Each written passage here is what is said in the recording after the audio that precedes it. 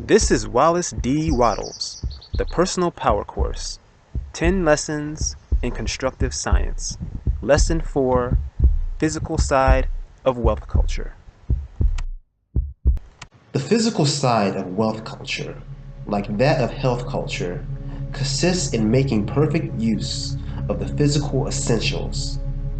To build a strong physical body, you must begin by assimilating food. And to build a strong financial structure, you must begin by assimilating the wealth in the environment you can reach now.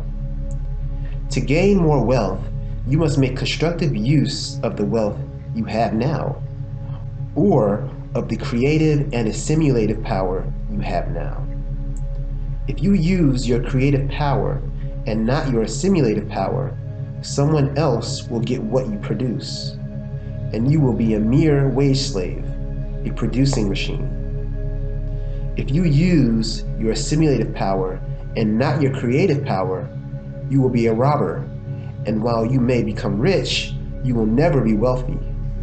What you want to learn, then, is how to use your creative and assimilative power, and also how to make constructive use of all the wealth you may get.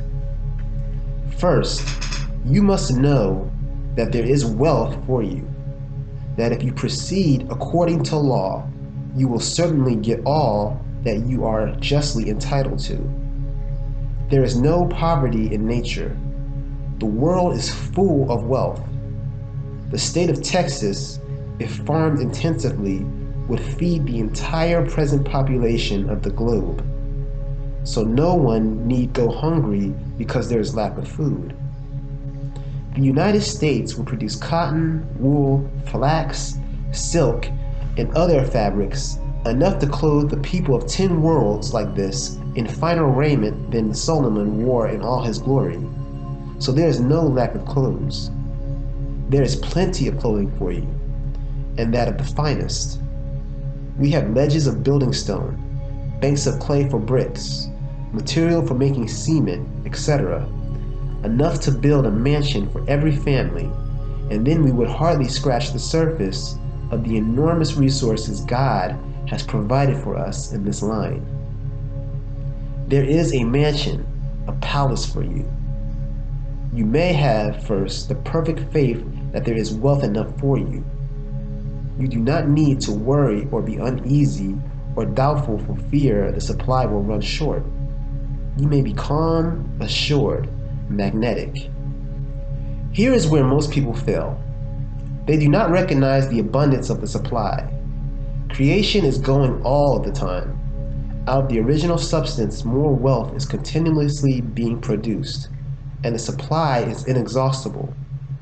Men are learning how to make sugar, coloring, matter, fertilizers, and various other things directly from atmospheric air, without waiting for the slow processes of growth and vegetable organization. When we learn the processes, we shall no doubt be able to create what we want directly from the original substance. At first hand, and until we learn that, we may control the creative processes of nature as we will. You do not gain wealth by assimilating what others produce. You can produce what you need. You do not have to produce for others to assimilate. There is enough for them and you. You do not have to compete, or fight, or quarrel with others. You must get out of the competitive frame of mind, for the competitive mind is electrical, and you must get into the creative, or magnetic frame of mind. And all that is necessary to this end is to know that there is limitless wealth, and that you will surely get yours if you obey the laws. And all that is necessary to this end is to know that there is limitless wealth, and that you will certainly get yours if you obey the laws.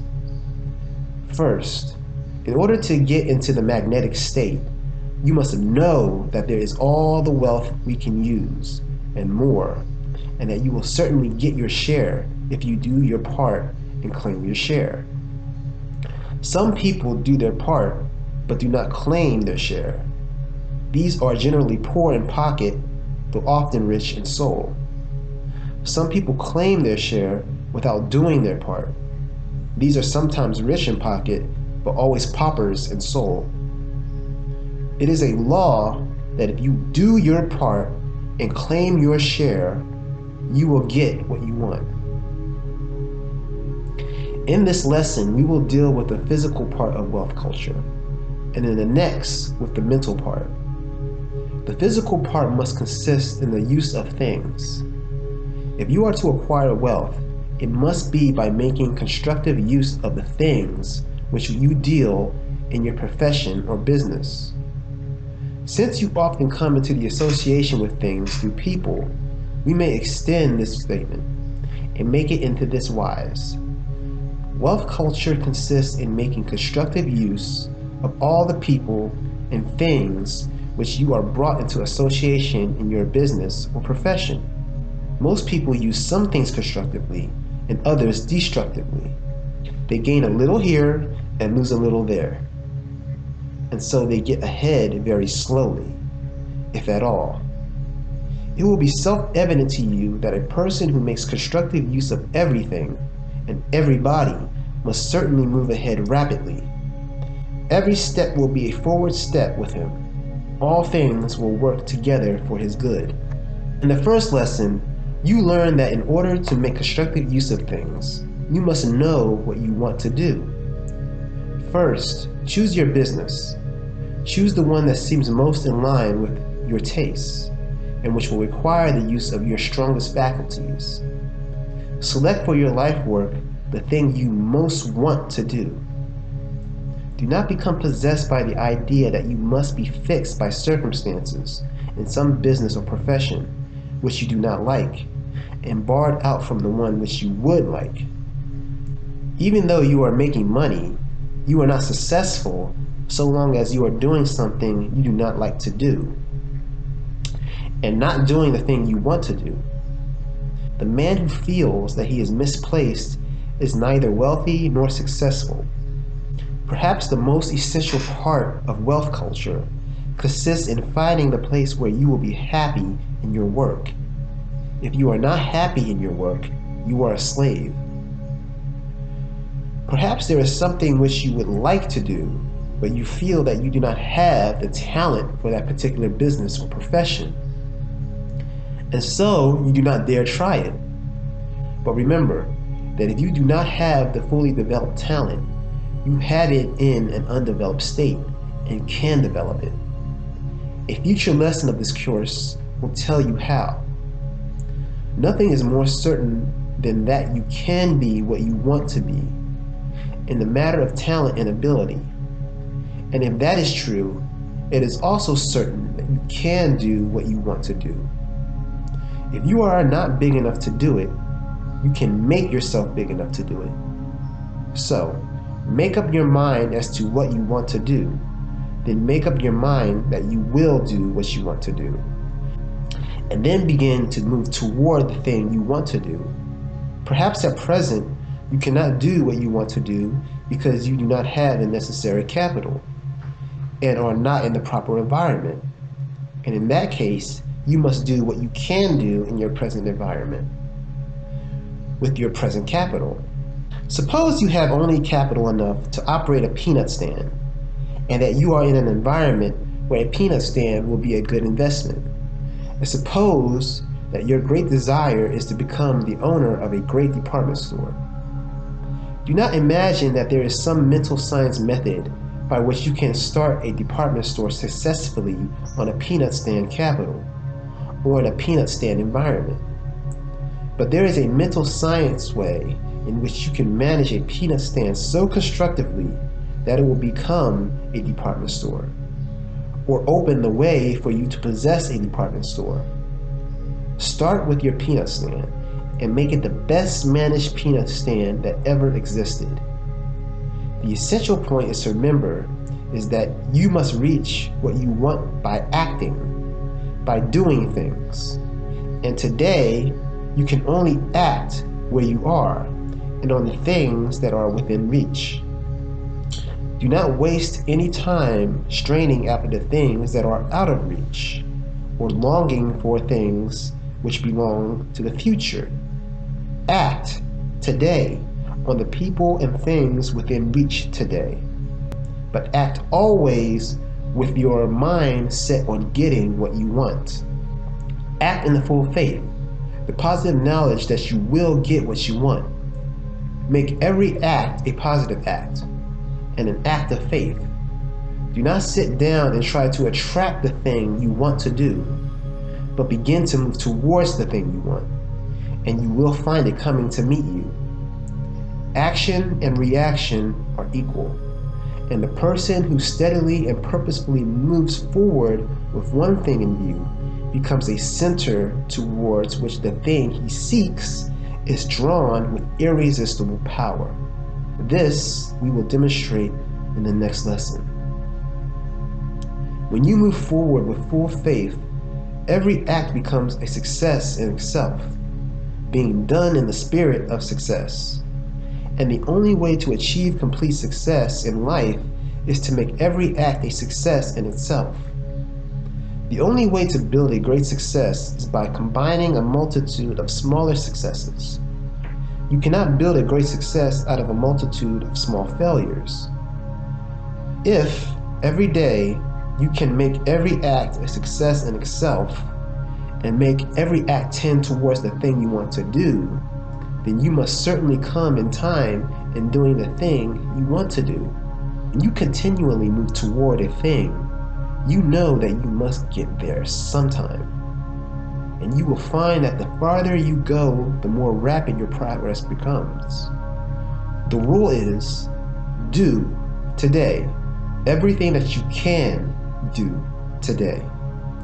Do everything you do in the most perfectly successful manner in which it can be done, and make everything you do tend toward the goal you wish to reach. When you deal with a person in your present business, make the deal the most pleasant and satisfactory thing of the kind that has ever happened. When you meet a person socially, make the meeting the most delightful thing in the experience. When you do a piece of work, make it the most perfect piece of work that has been done since time began. But in all this, keep your mind fixed on moving toward the thing you want, and be certain that you will get it. If you merely do your work perfectly without reference to getting what you want, you will be an extraordinary efficient worksman, but you will probably remain right where you are. You will get a great deal of praise, but it will come mostly from those who profit from your efficiency. On the other hand, if you do your work perfectly, with your mind set on getting what you want, every person you meet will be impressed with the idea that you are too large for your present place. Remember always that it is your concentrated purpose to reach what you want, your faith that you will reach what you want, and you are doing perfectly everything you have to do, which keeps you moving towards your goal. It may be necessary for you to change your business or remove to another place before you can get what you want. If you feel that this is so, but do not know what to do or where to go, do not worry or be uneasy about it. Give your attention to making good where you are and to making success of the business in which you are engaged. Keep your faith turned towards what you want, and be ready to take any step which leads towards the thing you want. If your present business and environment are undesirable and you have not been shown the way out, it is probably because you have not thoroughly, completely, and in a superlative degree made good where you are. If you are too big for what you are doing now, prove it by doing your work better than a small man could do it. And you can grow bigger by doing the work superlatively well. But do not do your work well in a spirit of flunkeyism, to curry favor, or to win someone's approval. do it well because you are too big a personality to do it in any other way. Do everything superlatively well because you are a great personality, moving on to larger things. This will put you into the right mental attitude and arouse in the minds around you the right reaction, opening the way for you to advance toward larger things. First, study the facts as to the abundance of nature's resources until you know that there is wealth for you in abundance without taking from anyone else. Then meditate upon the law until you see that it is inherent in the purpose of things that you should have your share. If you do your part and claim your proportion and consider that as the supply is limitless, so your share must be limitless also. Know that you can get what you want and begin at once to move toward what you want. Know that if you have not the talent or ability necessary to get what you want, you can acquire that talent or ability. Know that if you have not the wealth necessary to getting what you want, you can acquire that wealth. Know what you want, and never let your faith waver that you can and will get it. Regard your present business and environment as means towards getting what you want, and begin at once to use constructively everything and every person within your reach. Do each day everything that you can possibly do that day, and be sure that each thing you do is done in the most successful manner possible. Then, if your mind is fixed with unwavering faith upon reaching the goal you have marked for yourself, new avenues will constantly open before you, and you cannot be defeated.